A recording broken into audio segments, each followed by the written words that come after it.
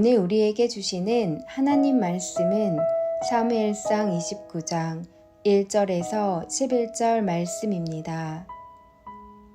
블레셋 사람들은 그들의 모든 군대를 아벡에 모았고 이스라엘 사람들은 이스라엘에 있는 셈 곁에 진쳤더라. 블레셋 사람들의 수령들은 수백 명씩 수천 명씩 인솔하여 나아가고 다윗과 그의 사람들은 아기스와 함께 그 뒤에서 나아가더니 블레셋 사람들의 방백들이 이르되 이 히브리 사람들이 무엇을 하려느냐 하니 아기스가 블레셋 사람들의 방백들에게 이르되 이는 이스라엘 왕 사울의 신하 다윗이 아니냐. 그가 나와 함께 있은지 여러 날 여러 해로되 그가 망명하여 온 날부터 오늘까지 내가 그의 허물을 보지 못하였노라. 블레셋 사람의 방백들이 그에게 노한지라. 블레셋 방백들이 그에게 이르되 이 사람을 돌려보내어 왕이 그에게 정하신 그 처소로 가게 하소서. 그는 우리와 함께 싸움에 내려가지 못하리니 그가 전장에서 우리의 대적이 될까 하나이다. 그가 무엇으로 그 주와 다시 화합하리이까? 이 사람들의 머리로 하지 아니하겠나이까? 그들이 춤추며 노래하여 이르되 사울이 죽인 자는 천천히요 다윗은 만만히로다 하던 그 다윗이 아니니까 하니 아기스가 다윗을 불러 그에게 이르되 여호와께서 살아계심을 두고 맹세하노니 내가 정직하여 내게 온 날부터 오늘까지 내게 악이 있음을 보지 못하였으니 나와 함께 진중에 출입하는 것이 내 생각에는 좋으나 수령들이 너를 좋아하지 아니하니 그러므로 이제 너는 평안히 돌아가서 블레셋 사람들의 수령들에게 거슬러 보이게 하지 말라 하니라. 다윗이 아기스에게 이르되 내가 무엇을 하였나이까? 내가 당신 앞에 오늘까지 있는 동안에 당신이 종에게서 무엇을 보셨기에 내가 가서 내 주 왕의 원수와 싸우지 못하게 하시나이까 하니 아기스가 다윗에게 대답하여 이르되 내가 내 목전에 하나님의 전령같이 선한 것을 내가 아나 블레셋 사람들의 방백들은 말하기를 그가 우리와 함께 전장에 올라가지 못하리라 하니 그런즉 너는 너와 함께 온 내 주의 신하들과 더불어 새벽에 일어나라. 너희는 새벽에 일어나서 밝거든 곧 떠나라 하니라. 이에 다윗이 자기 사람들과 더불어 아침에 일찍이 일어나서 떠나 블레셋 사람들의 땅으로 돌아가고 블레셋 사람들은 이스라엘로 올라가니라.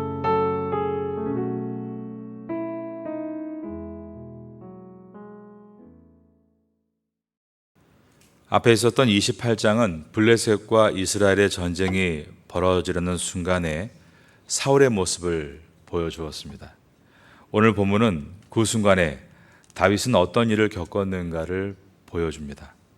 그러므로 1절은 시간을 거슬러 올라가서 블레셋이 이스라엘로 진격하기 위해서 각 지방의 군대들을 모으는 장면에서부터 시작합니다.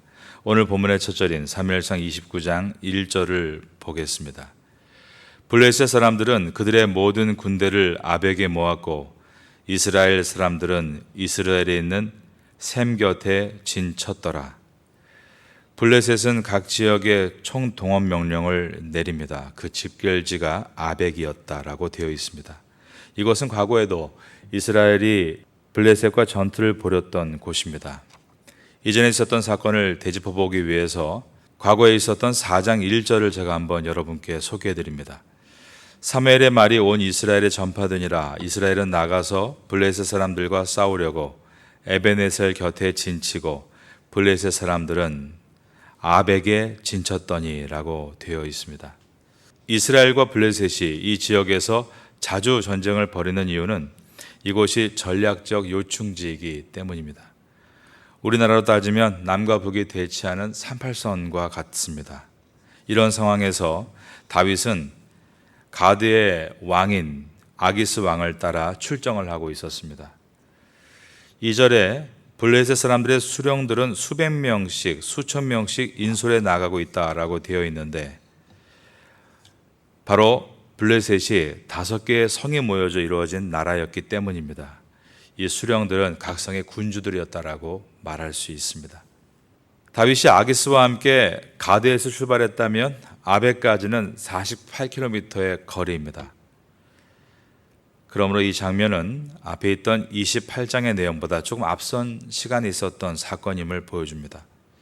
다른 도성 사람들이 다 모였을 때 어떤 일이 일어나는가 하면 다윗을 인정하지 않으려고 했습니다.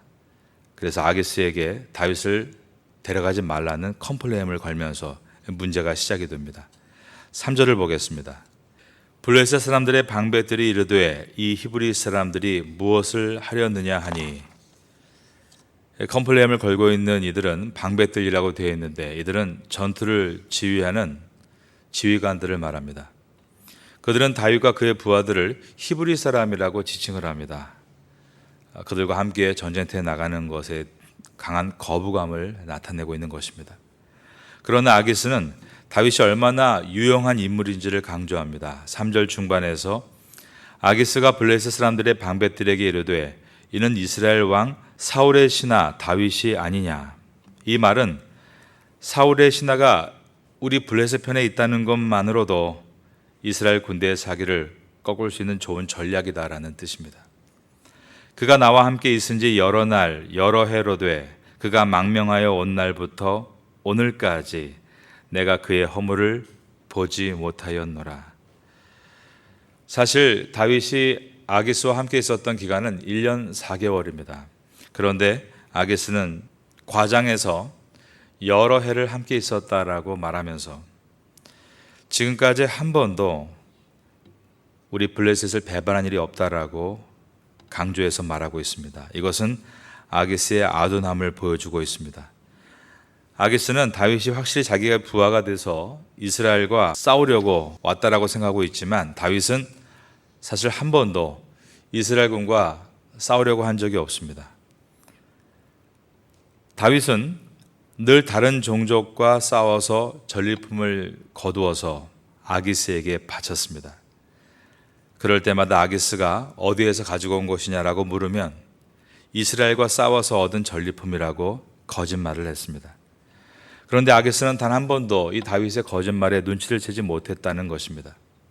아기스가 다윗에 대해서 그는 확실히 우리 편이다라고 강조를 하고 있는 것입니다. 하지만 블레셋의 방백들은 아기스에게 오히려 화를 냅니다. 4절입니다. 블레셋 사람의 방백들이 그에게 노한지라. 블레셋 지휘관들은 다윗을 믿지 않았습니다.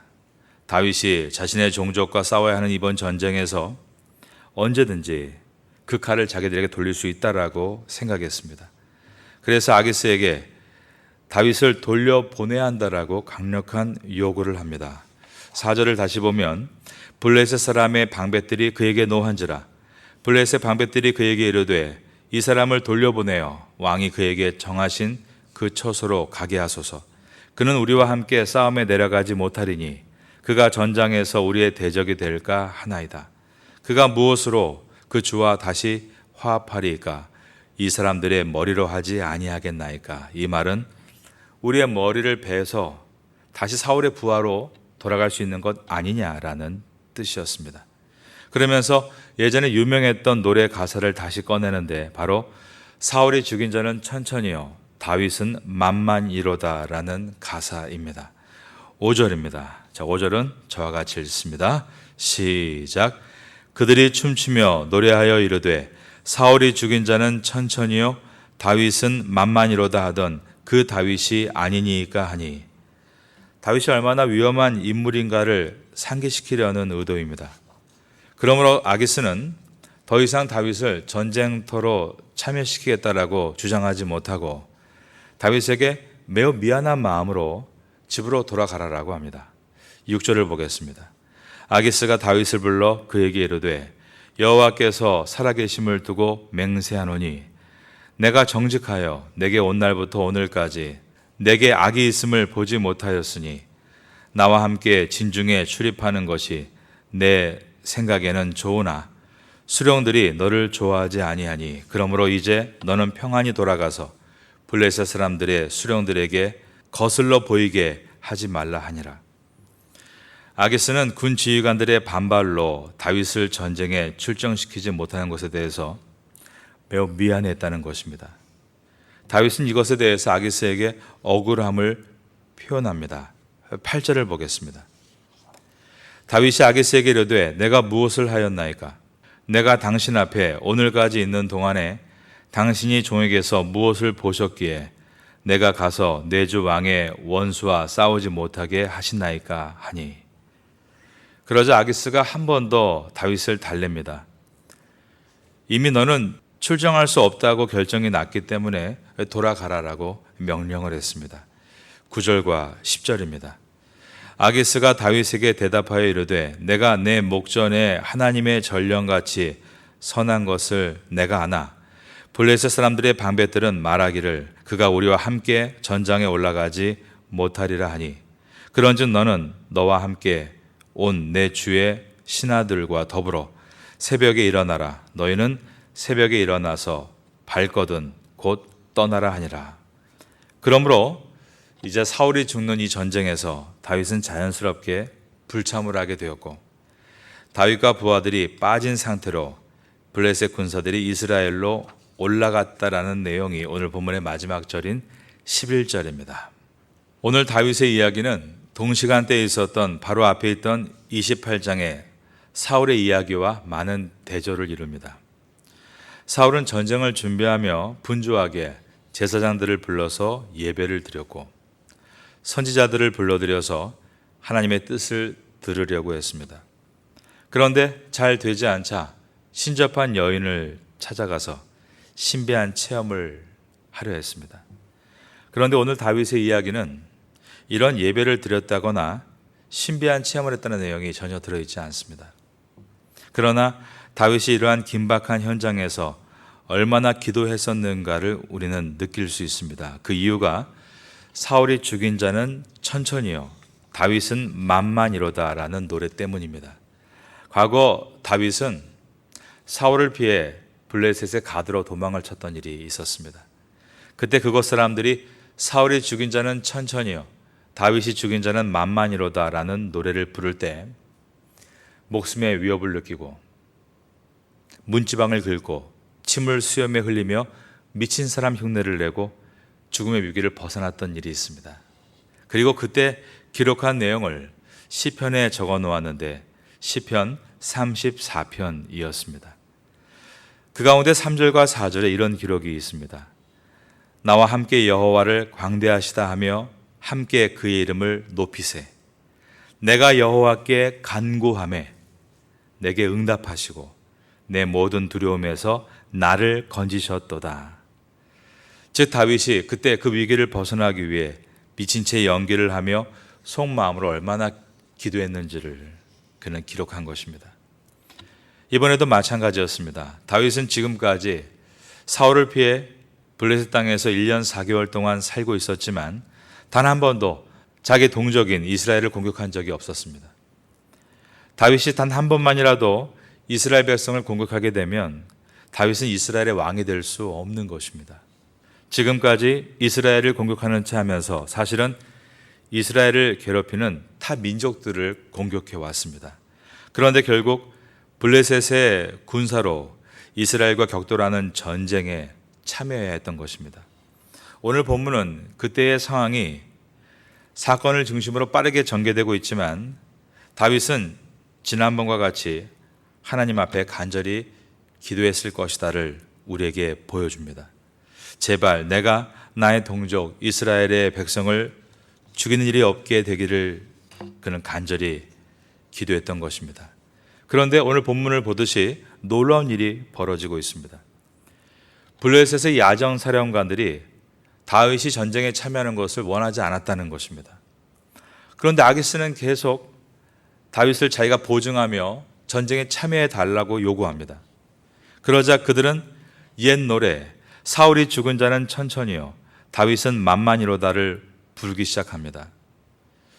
같은 노래를 과거에는 이 노래가 울려 퍼질 때 다윗을 죽음으로 몰아넣으려고 했는데 이 같은 노래가 이번에는 다윗을 전장에서 벗어나게 만들고 있습니다. 이것은 하나님께서 그 안에서 세밀하게 역사하시며 다윗의 위기를 벗어나도록 인도하신다는 것을 우리에게 보여주고 있는 것입니다. 여러분, 환경이 변한 것은 없다 할지라도 하나님이 우리와 함께 하시고 우리의 길을 인도하시는 것을 기억하시고 믿음 안에서 여러분은 하나님을 중심으로 간구하며 여러분의 어려운 위기를 다시 벗어날 수 있는 성도가 될 수 있기를 예수님의 이름으로 축원합니다. 다윗의 영향력이 크기 때문에 이번 전쟁에서 다윗이 칼을 돌려서 우리를 겨눈다면 리스크가 너무 크다. 사령관들이 반대를 했습니다. 그 결과 다윗은 절체절명의 위기를 벗어나서 집으로 돌아갈 수 있었습니다. 성경은 다윗을 완벽한 사람으로 묘사하지 않습니다. 다윗이 선택한 길에 대해서도 우리가 100% 완벽한 길이었다라고 말할 수 없습니다. 다윗은 한시적인 안전을 위해서 망명이라는 위험한 길을 선택했습니다. 우리 모두가 불안했습니다. 다윗이 거기에 있는 것이 맞는가? 결국 오늘과 같은 위기를 그는 만나게 됐습니다. 위태한 길, 즉 사망의 음침한 길을 걷게 된 것입니다. 하지만 다윗이 시편에서 고백했던 것과 같이 내가 사망의 음침한 골짜기로 다닐지라도 해를 두려워하지 않을 것은 주께서 나와 함께 하심이라. 우리가 알고 있는 시편 23편의 말씀인데 그 다음이 중요합니다. 저를 따라하겠습니다. 주의 지팡이와 막대기가 나를 안위하시나이다.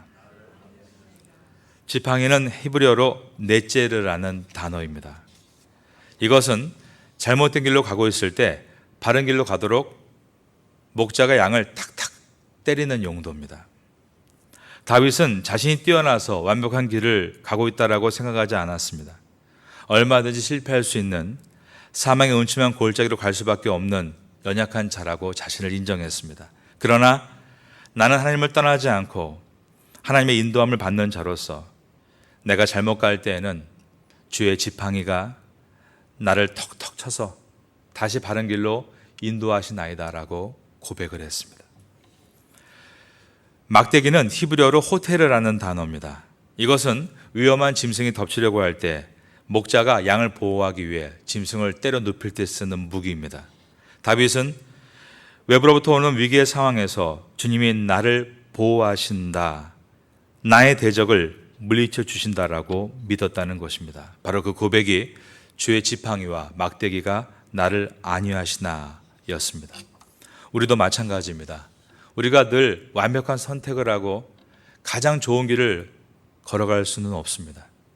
잘못 선택할 수도 있고 실수할 수도 있습니다. 그러나 중심이 항상 하나님을 향해 있고 정신없이 돌아가는 긴박한 상황 속에서도 내가 여호와를 의지합니다.